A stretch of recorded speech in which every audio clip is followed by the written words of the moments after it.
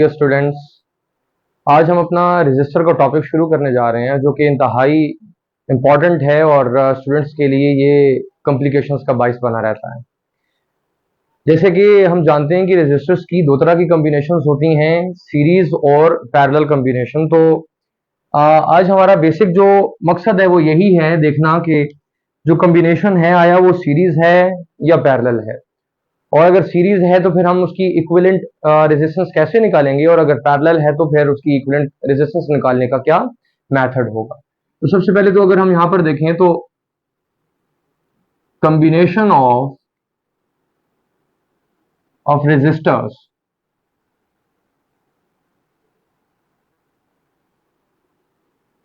ये दो तरह की कॉम्बिनेशंस हैं। एक हम जानते हैं सीरीज है और दूसरी कॉम्बिनेशन हम जानते हैं कि ये पैरेलल कॉम्बिनेशन है। अब स्टूडेंट्स, होता ही है कि जब हमने किसी सर्किट के अंदर रेजिस्टेंस को इंक्रीज करना होता है तो हम सीरीज कॉम्बिनेशन में अपने कंपोनेंट्स को, यानी कि हम रेजिस्टर को जोड़ लेते हैं। और अगर हमें किसी कंपोनेंट के लिए या सर्किट के अंदर रेजिस्टेंस कम चाहिए होती है तो हम रेजिस्टर को सर्किट के अंदर पैरेलल कॉम्बिनेशन में लगाते हैं। तो इब्तिदा में इस चीज को याद रखना जरूरी है कि अगर हम सीरीज कॉम्बिनेशन पे बात करते हैं तो जो रेजिस्टेंस होती है सर्किट की, दैट विल बी मैक्सिमम, और अगर हम पैरेलल कॉम्बिनेशन पे बात करते हैं जो रेजिस्टेंस होगी that will be the minimum. ये मिनिमम रेजिस्टेंस हमें ऑफर करेगा।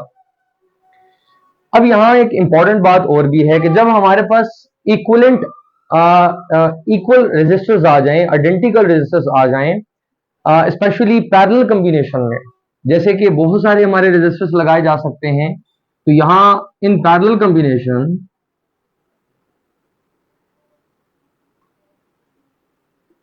एक खास बात, इंपॉर्टेंट बात याद रखने वाली है कि अगर हमारे पास सेम रेजिस्टर्स आ जाएं, जैसे कि सेम रेजिस्टर्स कितने हो सकते हैं, अगर दो रेजिस्टर्स हों तो जो इक्विवेलेंट रेजिस्टेंस है इसको हमने याद रखना है। इक्विवेलेंट रेजिस्टेंस हमारे पास आ जाएगी R equivalent equals to 2 by R, R by 2। इसी तरह अगर स्टूडेंट हमारे पास तीन रेजिस्टर हो जाते हैं, 3, तो हमारे पास इन तीन रेजिस्टर्स की जो इक्विवेलेंट रेजिस्टेंस है वो क्या आएगी, that will be R by 3 and so on. Possibly कितना हो सकता है, अगर हमारे पास n रेजिस्टर्स आ जाएं, n रेजिस्टर्स, तो n रेजिस्टर्स के लिए अगर हम इक्विवेलेंट रेजिस्टेंस निकालते हैं तो ये बन जाएगी R ओवर n। तो यहां एक इंपॉर्टेंट बात हमारे सामने आई कि हमें जब आइडेंटिकल रेजिस्टर्स दिए जा रहे हों पैरेलल कॉम्बिनेशन के अंदर, तो हमें उस कॉम्बिनेशन को सॉल्व करने की जरूरत नहीं है। उसका एक शॉर्ट ट्रिक हमारे सामने आ चुका है कि हमारे पास जस्ट रेजिस्टेंस क्या आ जाती है, इक्विवेलेंट रेजिस्टेंस R बाय 2 अगर दो रेजिस्टर्स हैं। अगर तीन आइडेंटिकल रेजिस्टर्स लगा दिए तो R by 3, similarly R by 4, इसी तरह चलता जाएगा। और अगर हम उस कॉम्बिनेशन में n रेजिस्टर्स लगा देते हैं तो n रेजिस्टर्स के होते हुए हमारे पास इक्विवेलेंट रेजिस्टेंस बन जाएगी R अपॉन n। इसी तरह स्टूडेंट्स, हमारे पास जैसे ही हम आगे चलते हैं तो हमें दिखता है कि जो सर्किट्स हैं वो कॉम्प्लिकेटेड होना शुरू हो जाते हैं। उनमें हमें ये नहीं दिखाई देता कि आया जो रेजिस्टर्स हैं वो सीरीज में हैं या पैरेलल में हैं। जैसे कि मैं एक छोटी सी लुक आपको दिखा भी देता हूं कि अगर हम सीरीज कॉम्बिनेशन में रेजिस्टर्स को लगाते हैं तो इससे क्या मुराद है, लाइक ये हमारे पास एक रेजिस्टर है, इसके साथ हम दूसरा रेजिस्टर लगा देते हैं, इसी तरह हम सॉन आगे और रेजिस्टर्स लगाते चले जाएं अगर, तो ये हमारे पास जो साइड बाय साइड, इसे हम साइड बाय साइड कॉम्बिनेशन भी कहते हैं। तो ये जो कॉम्बिनेशन है that combination is known as the series combination. और अगर हम रेजिस्टर्स को कुछ ऐसा कनेक्ट कर लेते हैं, जैसे कि एक रेजिस्टर ये है और इसके हेड के साथ हम दूसरे को कनेक्ट करते हैं, इसी तरह हम तीसरे को कनेक्ट कर लेते हैं और फिर इनको कॉमन हम कर लेते हैं विद द सेम टर्मिनल, यानी हमने क्या करना है, अपने रेजिस्टर्स को कॉमन कर लेना है। तो जब हम इन रेजिस्टर्स को यहां से कॉमन करेंगे एंड देन कनेक्ट कर देंगे with the terminals of battery, तो अब जो ये हमारे पास कॉम्बिनेशन है that combination will be known as the parallel combination. अब क्योंकि हमारे पास जो सर्किट्स हैं वो इतने सिंपल नहीं होते कि अगर हम उनको एक नजर में देखें तो हमें पता चल जाए कि उसके अंदर सीरीज कॉम्बिनेशन है या उसके अंदर पैरेलल कॉम्बिनेशन है। तो यहाँ स्टूडेंट्स दो हमारे पास इंपॉर्टेंट रूल्स हैं। वैसे तो हम तीसरे रूल को भी बहुत ज्यादा यूज करते हैं, बट जो दो रूल्स हैं इंतहाई ऑथेंटिक हैं और इंपॉर्टेंट हैं, जिनका आपके जहन में होना जरूरी है। और वो दो जो हमारे पास रूल्स हैं उनको यहाँ पर मैं मुतारिफ करवाने जा रहा हूँ, जिन पे हम वन बाय वन अलग लेक्चर्स के अंदर देखेंगे कि उनकी होते हुए हम सर्किट्स को कैसे सॉल्व कर सकते हैं और उन रूल्स को इस्तेमाल करते हुए इक्विवेलेंट रेजिस्टेंस हम कैसे फाइंड कर सकते हैं। तो बात करेंगे अपने हम दो रूल्स की तरफ। तो स्टूडेंट्स हम अपने उन रूल्स पे बात करने जा रहे हैं, बट उन दो रूल्स से पहले एक बात अपने जहनों में रख लेना बहुत जरूरी है कि जिन रूल्स की हम बात करने जा रहे हैं, दी रूल्स और फॉर दी सिमेट्रिक सर्किट्स। अब सिमेट्रिक सर्किट से क्या मुराद है कि जब मैं कुछ सर्किट बनाऊं तो उसके अंदर आपको कुछ चीजें आइडेंटिकल दिखाई दे रही हैं, जैसे कि हमारे पास number one mirror image formation हो रही हो, हम उस सर्किट को फोल्डिंग में लाकर उस कॉम्बिनेशन को रिजॉल्व कर सकते हो, और जो उसके अंदर रेजिस्टर्स लग रहे हैं जो मिरर इमेज लोकेशन पे आ रहे हो खासकर उनका सेम होना जरूरी है। तो हमारे ये जो दो रूल्स हैं for the symmetric circuits, symmetric circuits, अगर हमारे पास सिमेट्रिक सर्किट्स हों तो हम दो तरह के रूल्स अप्लाई कर सकते हैं, और ये दोनों ही रूल्स ऑथेंटिक हैं और इंतहाई इंपॉर्टेंट हैं ना समझने के लिहाज से, क्योंकि इनके अपने अपने कुछ क्रिटिकल पॉइंट्स हैं जिनको अगर आप इग्नोर करेंगे तो ये रूल्स मिक्सअप भी हो सकते हैं और मुमकिन है कि आपके आंसर्स भी सही ना आए। तो जो पहला रूल स्टूडेंट्स हमारे पास है that is the mirror symmetry.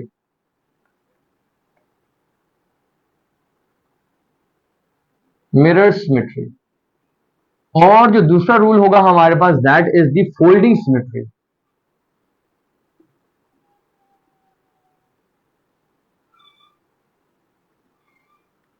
अब जैसे कि मैंने आपको बता दिया कि ये दो रूल्स हैं, ये अप्लाई किए जाएंगे जब सर्किट सिमेट्री होगा। Number one is the mirror symmetry and number two is the folding symmetry. अब मैं एक छोटी सी एग्जांपल आपको यहां पर दिखा देता हूं, जैसे कि हमारे पास एक सर्किट है,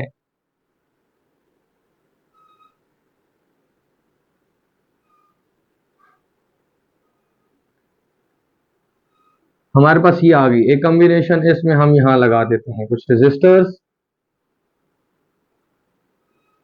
इसी तरह से हम यहां भी लगा देते हैं कुछ रेजिस्टर्स,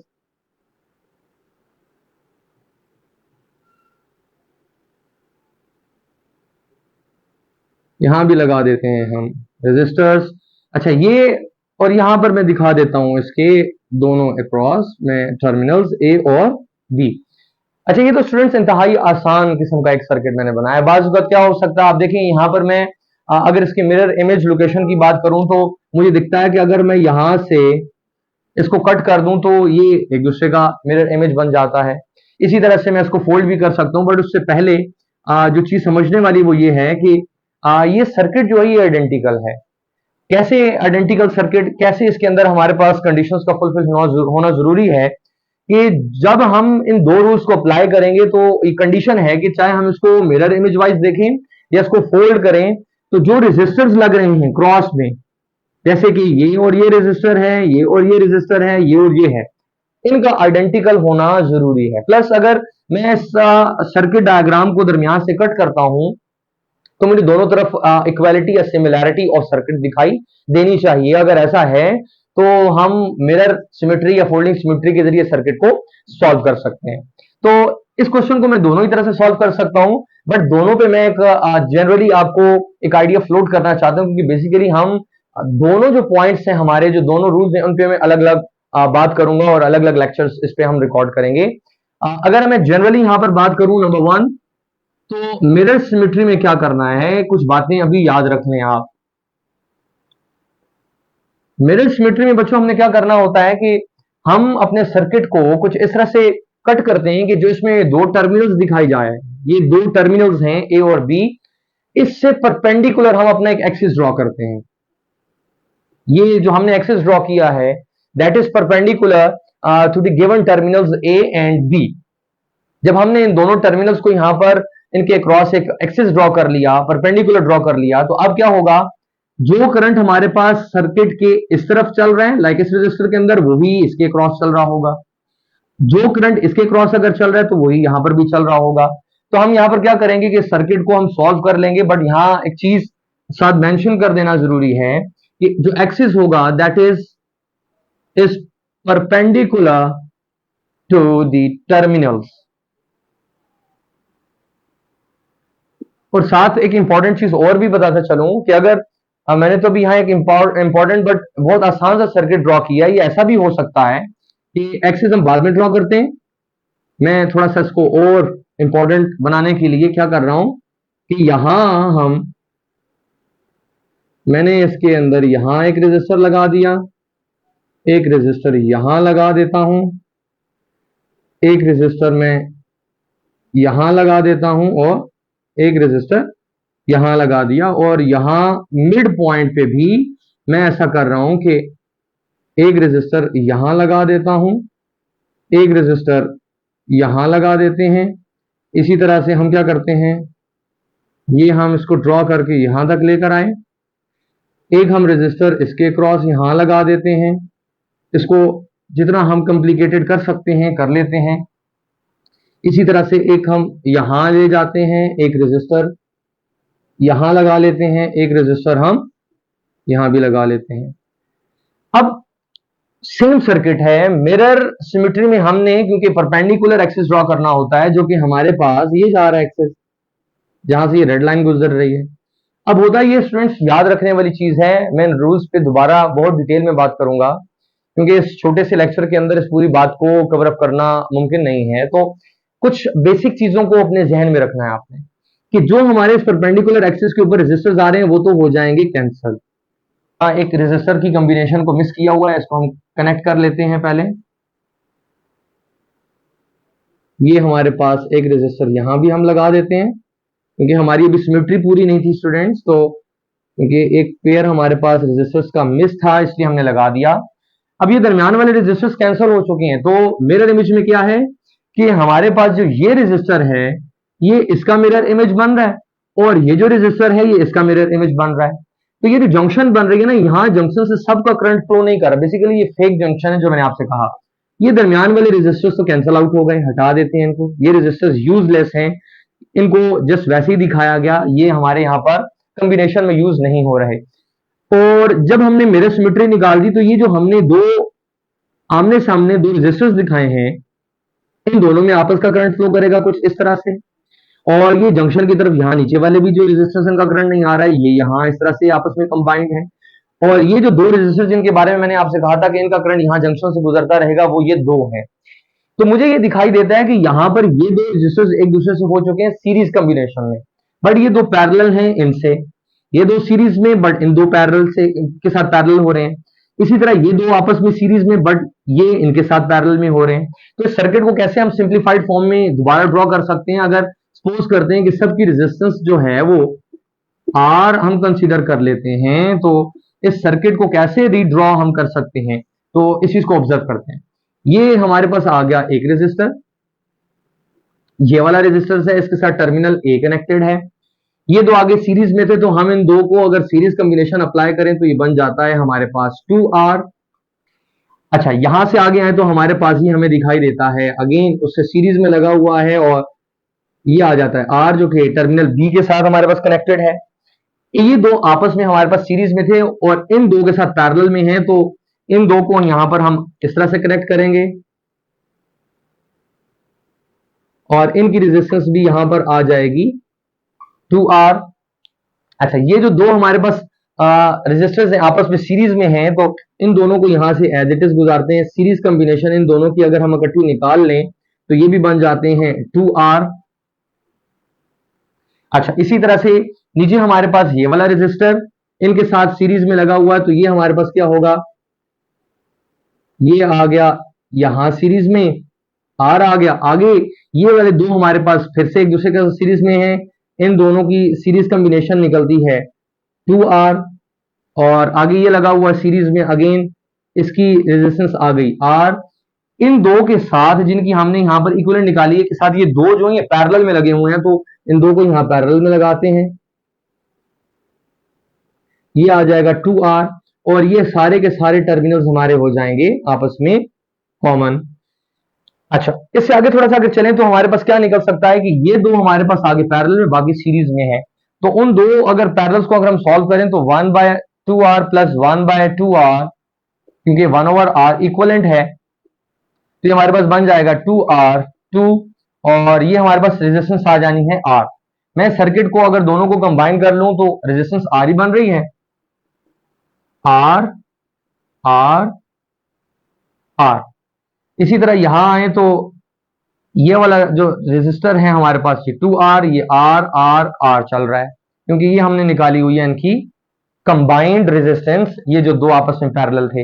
इसी तरह से ये जो दो हमारे पास हैं ये पैरेलल में, इनकी कंबाइंड रेजिस्टेंस भी निकल आएगी r, और ये उनके साथ हो जाएंगे सीरीज में। तो हम वैसे कंबाइंड भी लिख सकते हैं, कंबाइंड ही लिख के दिखाते हैं, r प्लस r 3r हो जाना है, तो ऊपर भी इसी तरह से हम कंबाइंड ही दिखाएंगे 3r, और यहां पर भी इनको हम कंबाइंड फॉर्म में ही दिखा देते हैं, इन तीनों की इक्विवेलेंट रेजिस्टेंस आ जाएगी 3r, और ये आपस में है हमारे पास कॉमन।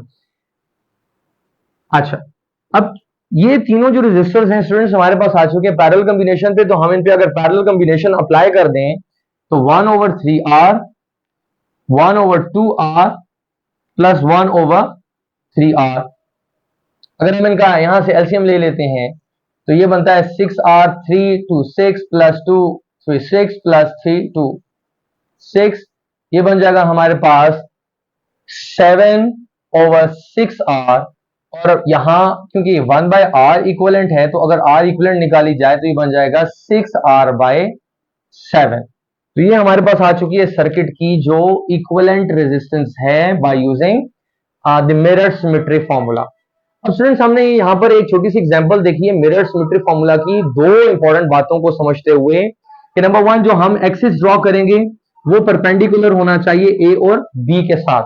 दूसरी बात, जो हम एक्सिस ड्रॉ कर रहे हैं उसकी दोनों साइड पर जो जंक्शन के दोनों तरफ हमारे रेजिस्टर्स चल रहे हैं उन दोनों की आपस में कॉमन कॉम्बिनेशन चल रही है। जो फ्लो ऑफ करंट यहां से चल रहा है वही फ्लो ऑफ करंट उसके सामने जो सिमेट्री में आ रहा है, जो मिरर इमेज की फॉर्मेशन में आ रहा है उसमें करंट चलेगा, तो ये दो आपस में सीरीज में हो जाएंगे, इसी तरह ये दो सीरीज में हो जाएंगे, एंड देन इनको हम एक ही सर्किट के अंदर सिंपली रिजॉल्व भी कर सकते थे, बट आपको दिखाने के लिए मैं पहले एक से दूसरे सर्किट में गया और फिर दूसरे से तीसरे सर्किट में आया to get the final result. अच्छा, इसी सर्किट को हम सॉल्व कर सकते हैं by using the folding symmetry. अब फोल्डिंग सिमेट्री को सॉल्व करने के लिए कुछ रूल्स डिफरेंट हैं, तो चले हम उस पर भी बात कर लेते हैं कि फोल्डिंग सिमेट्री के जरिए हम इसको कैसे सॉल्व करेंगे। जी स्टूडेंट्स, तो हमने दोबारा सर्किट ड्रॉ कर लिया है, अब इसको हम सॉल्व करेंगे bye using the folding symmetry.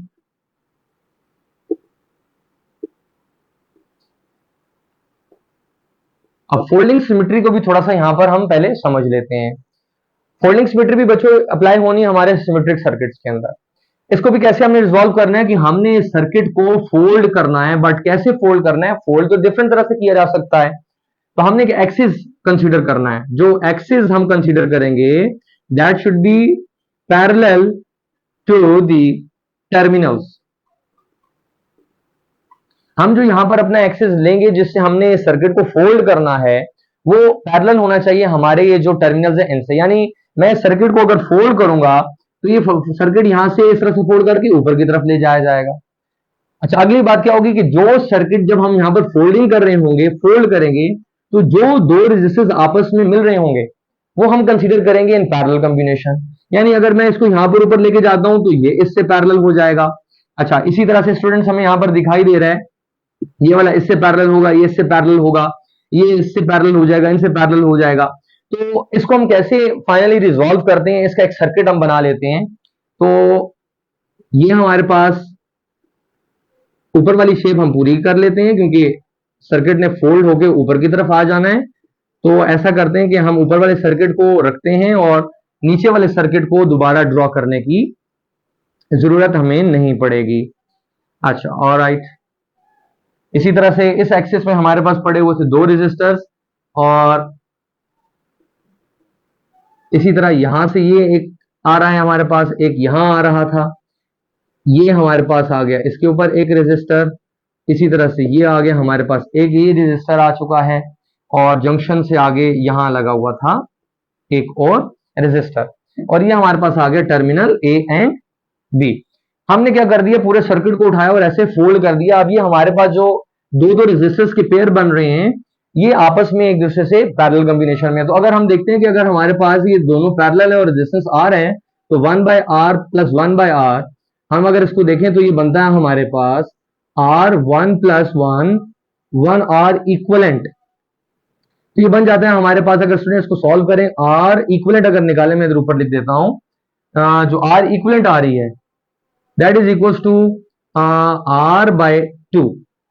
हर एक रेजिस्टर की जो रेजिस्टेंस R थी, अब वो पैरेलल कॉम्बिनेशन होने की वजह से रह गई R/2। तो ये भी आ गया R/2, ये भी आ गया R/2, R/2, R/2, ये भी R/2, ये भी आ गया R/2।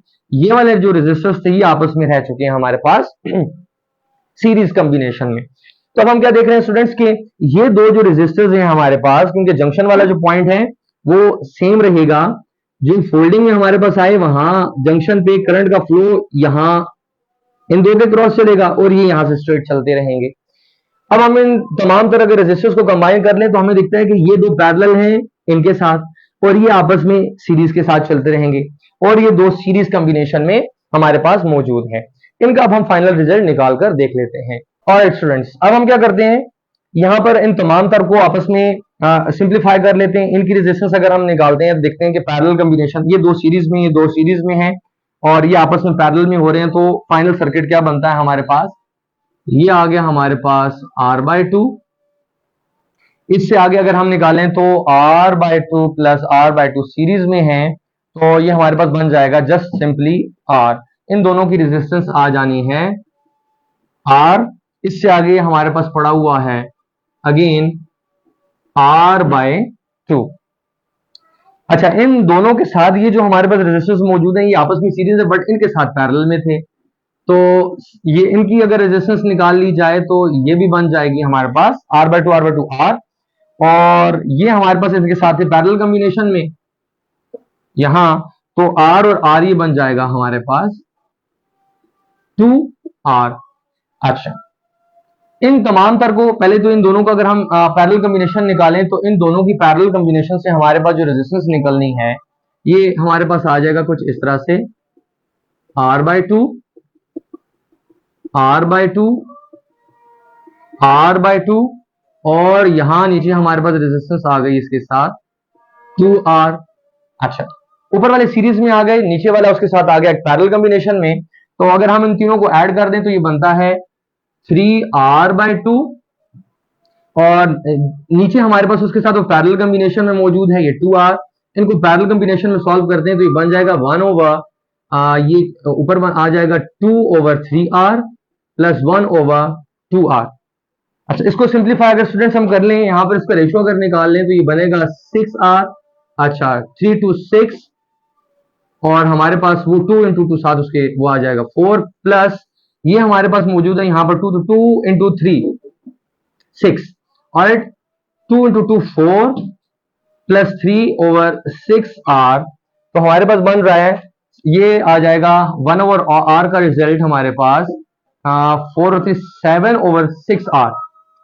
और अगर हम इससे R इक्विवेलेंट निकालते हैं तो हमारे पास जो R इक्विवेलेंट होगा दैट विल बी 6R/7। तो आप देख सकते हैं कि हमारा जो पहले मिरर सिमेट्री से आंसर निकला हुआ है वही फोल्डिंग सिमेट्री से आंसर निकला है, 6R/7 एंड 6R/7।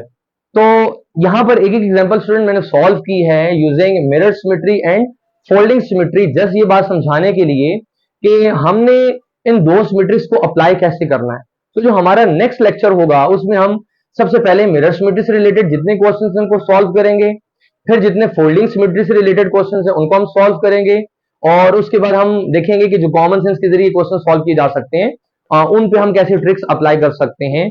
तो आज के लेक्चर को यहाँ पर हम एंड करते हैं। उम्मीद है कि आपको ये जो बातें आज मैंने की हैं बेसिक रूल्स के साथ जो एग्जाम्पल सॉल्व की हैं आपको समझ आ गई होंगे।